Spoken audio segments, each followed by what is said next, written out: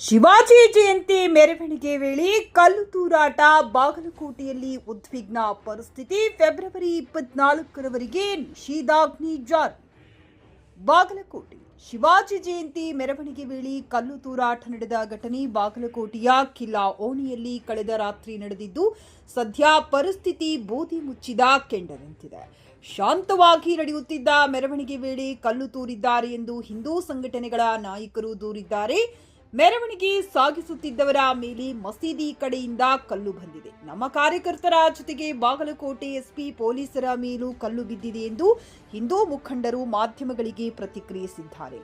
ಕಲ್ಲು ತೂರಿದ ಬೆನ್ನಲ್ಲೇ ಸ್ಥಳದಲ್ಲಿ ಕೆಲಕಾಲ ಉದ್ವಿಗ್ನ ವಾತಾವರಣ ನಿರ್ಮಾಣವಾಗಿತ್ತು. ಕೂಡಲೇ ಪೊಲೀಸರು ಜನರನ್ನ ಚದುರಿಸಿ ಪರಿಸ್ಥಿತಿ ತಿಳಿಗೊಳಿಸಿದ್ದಾರೆ. ಸದ್ಯಕ್ಕೆ ಪರಿಸ್ಥಿತಿ ನಿಯಂತ್ರಣದಲ್ಲಿದ್ದು ಭಾರೀ ಸಂಖ್ಯೆಯಲ್ಲಿ ಪೊಲೀಸರನ್ನ ನಿಯೋಜಿಸಲಾಗಿದೆ.